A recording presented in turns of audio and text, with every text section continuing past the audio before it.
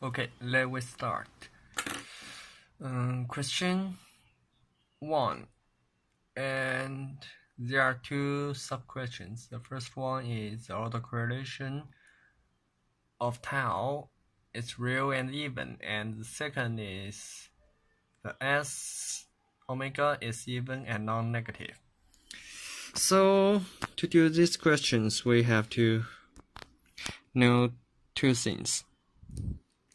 The first one, the first question, Rxx tau equals to the expectation value of x t plus tau, x tau, xt.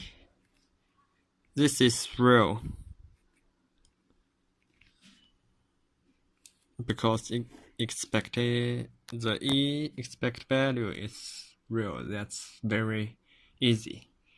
And the second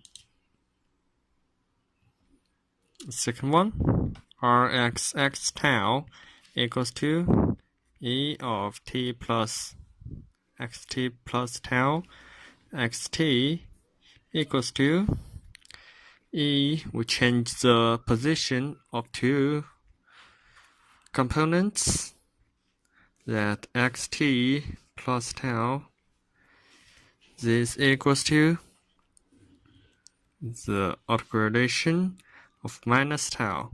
So we can find r tau equals to r minus tau. So r xx is even. So the first question is approved. And we come to the second question B. To answer the Sxx omega, this is from the definition we have the integral from minus infinity to infinity Rxx tau multiply e minus j omega tau d tau. And this, we change this one into two subcomponents, that is minus infinity Rxx tau, and in cosine, this one is cosine omega tau d tau minus infinity to infinity Rxx tau sine omega tau d tau. And from this one, we already know that Rxx tau is even. And now we need to know the other components. Cosine, we know, is an even function. And sine, we know, is an odd function. So to integral from minus infinity to infinity, the total components is odd in second part, and the first part is even. So this one is symmetric, so we can write it as 2, 0 to infinity, Rxx tau cosine omega tau d tau, and this one equals to 0. So minus 0, this means we can then write it as 2 from 0 to infinity Rxx tau cosine omega tau d tau. And we know this is an even function, so we can also write it as 0 to infinity Rxx tau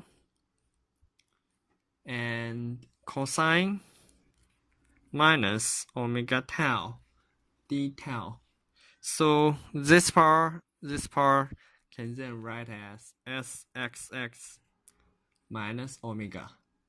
So we have Sxx omega equals to Sxx minus omega. So Sxx omega is even. So we have approved the first one. And the second one, if SXX omega is non-negative,